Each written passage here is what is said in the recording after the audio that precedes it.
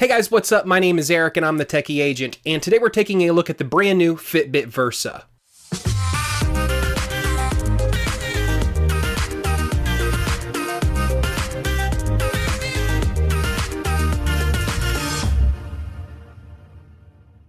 So normally on my reviews, I tell you about the features of the product first and tell you about the build quality and aesthetics of the device, and then I tell you about the results that I experienced when I took this through various exercise routines. Instead, we're just going to jump right to the exercise routines today and then tell you about the various features at the end of the video. So the first series of workouts that we put this through were the strength training and boot camp and CrossFit style exercises, mostly because I like to do those workouts first in order to see if the heart rate sensor will track those specific exercises, because built-in optical heart rate sensors typically don't do a great job tracking these kinds of exercises. Now, the Fitbit Versa does have a weightlifting profile built in on this device. It does not track your reps, but it does count your calories and your heart rate information.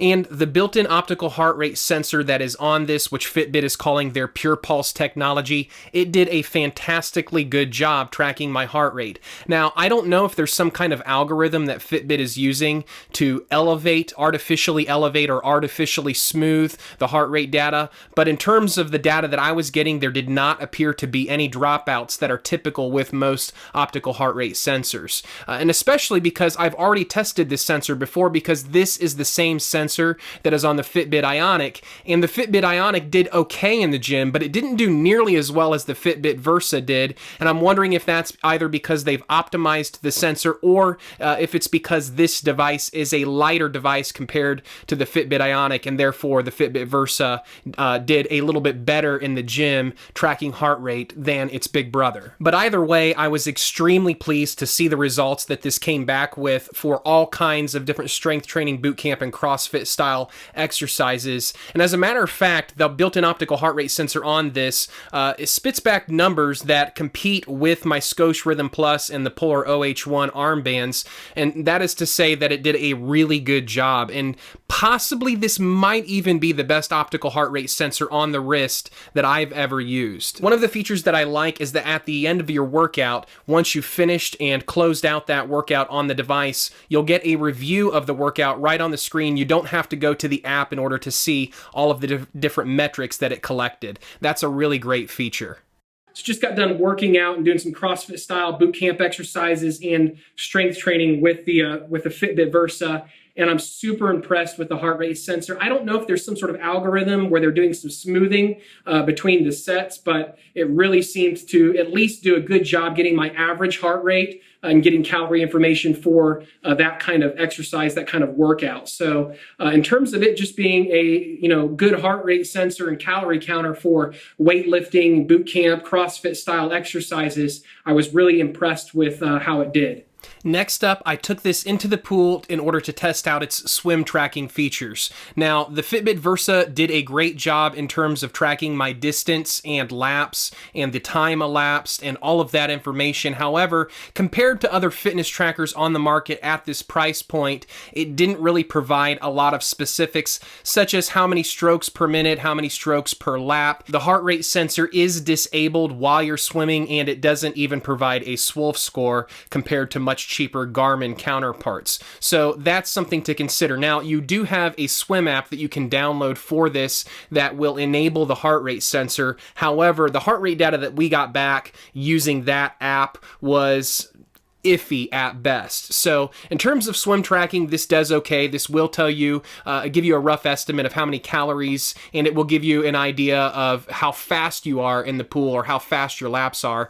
But other than that, you're getting very basic information for swim tracking compared to what else is on the market. Next up, I took this cycling. Now, this does not have built-in GPS, but if you take your phone with you, it will connect to your phone's GPS and do piggyback GPS, and you'll still be able to track track your distance, which is really a must if you're going to cycle, because otherwise all it can really track is your heart rate information, as it will have no way of knowing how far you've actually gone. So if you're looking for a device that has designated built-in GPS, this device is not that device, but you can take your phone with you in order to get that GPS information. You'll also get your average miles per hour, you'll get your heart rate information, you'll get your total calories burned, but that's about it. You're not going to get information such as your pace, you're not going to get elevation information, you're not going to get more advanced metrics, again, that you would get from a designated GPS watch or even something like the Fitbit Ionic. But I think that for most people, the average user is only going to care about having their average mile per hour, their heart rate information, their calories burned,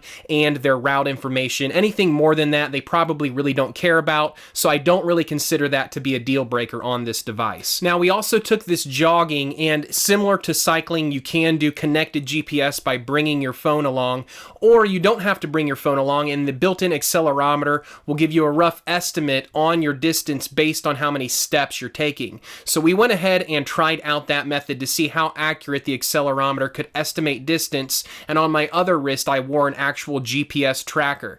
Now, all other metrics were fantastic in terms of calories, in terms of average heart rate data, and all of the other metrics. This did a fantastic job. I was really impressed with how well the heart rate sensor performed during my run. Now, in terms of it tracking distance, however, it did overestimate my distance by about 10%. So if you're someone who wants very accurate distance information and route information, you'll either need to buy an actual GPS watch, or you'll have to bring your phone along with you when you go for a run. Okay, so let's go ahead and talk about some of the notable features and the build quality of the Fitbit Versa. One of the things that I really appreciated from Fitbit is the sheer number of different watch faces. Apple, take note. The Apple Watch has been out for years and there are only a handful of watch faces, whereas on something like the Fitbit Versa, you have literally hundreds, it appears at least, hundreds of watch faces that you can choose from.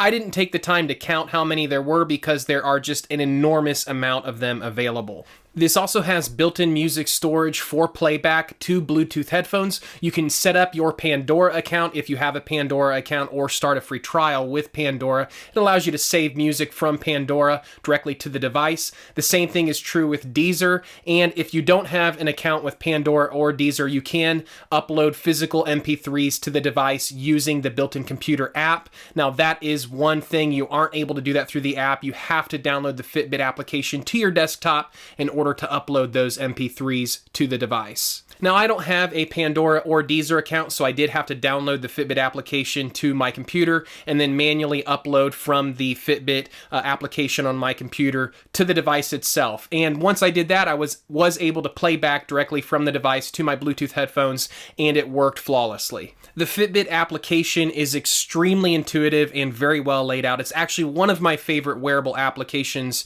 that is available. Immediately upon opening, you'll have your overall steps for the day. You'll have how many flights of steps you've climbed. You'll have your total distance traveled. That's kind of accumulation of your all-day steps and any sort of exercises you've done. You'll have your all-day count for how many calories you've burned and the number of active minutes you've been active. So that includes both kind of getting up and moving around and your exercise minutes. You can also hit the track exercise button and you'll be able to review an entire history and catalog of every workout that you've ever done using this device or any other previous Fitbit device that you've purchased. The app also comes with easy built-in options to take a look at your resting heart rate information, how much weight you've lost if you want to do weight tracking, how much water you've drank throughout the day, and even built-in diet tracking. So this really does have it all. It's laid out very intuitive, very easy, just a one-stop shop for all of your health and fitness needs. The Fitbit Versa also does a fantastic job tracking your sleep. This does have Fitbit's more advanced sleep tracking, which includes the different stages of sleep, including REM and light sleep.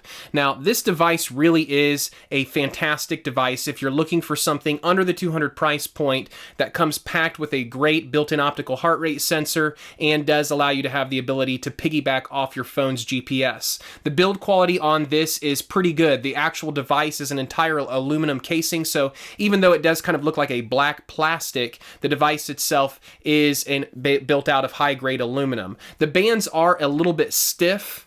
However, I didn't feel that they were uncomfortable. I just felt that they felt a little bit cheaper than what you would typically get from a device at this price point. But that being said, the device looks fantastic on the wrist. It looks and does feel like a top quality device. The screen on this is visible even in direct sunlight and even indoors where there's bright light conditions. So highly recommend this device for those of you that are looking to get into a Fitbit device under the $200 price point, to get into something that has accurate heart rate tracking and really does have lots of built-in sports profiles that will track just about anything that you throw at it. There's going to be a purchase link in the description below if the Fitbit Versa is something that you want to pick up. Make sure you leave your comments and questions below as well, and I'll get to those as soon as possible. Hey guys, thanks for watching. My name is Eric, and I'm the Techie Agent. We'll catch you next time.